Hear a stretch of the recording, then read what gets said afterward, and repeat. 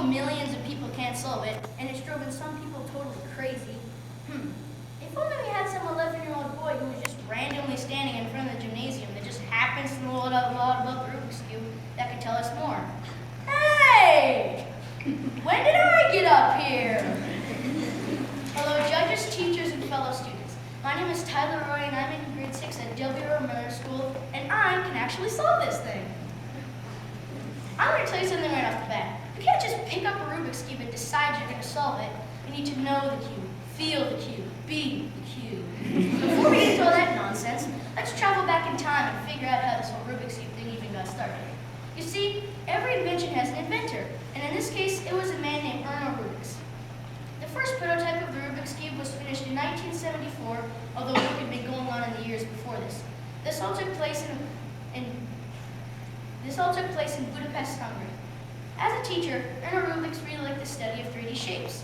He made 3D models of all sorts of 3D shapes out of paper, cardboard, wood, or plastic.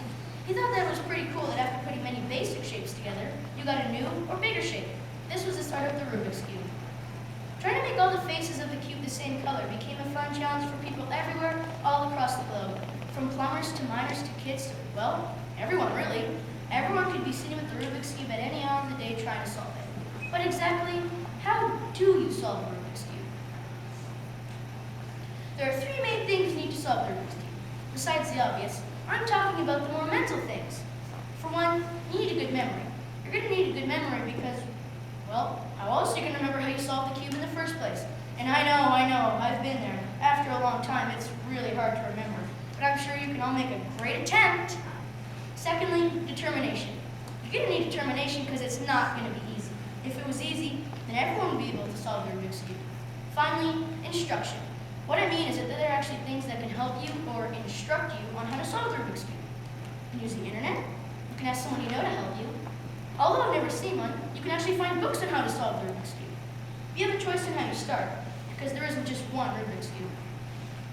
The easiest cube, in my opinion, is the 2x2.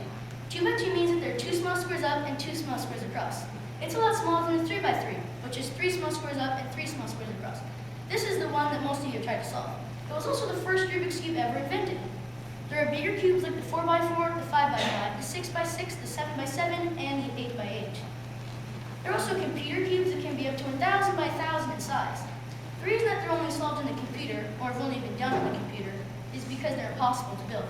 And even if you did manage to build one, it would crumble apart because all the little pieces inside would break. They'd also be way too big to carry anywhere. Ever since the making of the Rubik's Cube, many competitions have been held all across the globe. These competitions are called speed cubing or speed solving. Oh, and by the way, if you come across a sign-up sheet, please tell me. I think I do pretty good.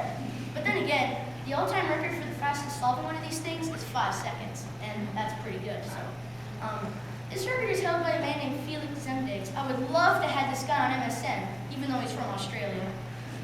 Hey, but don't let that get you down. At some competitions, people have to do it with one hand, blindfolded, underwater in one breath, and even with your feet. I have another hint for you guys. It's good to have dexterity. Dexterity is a big fancy word meaning able to move your fingers really fast.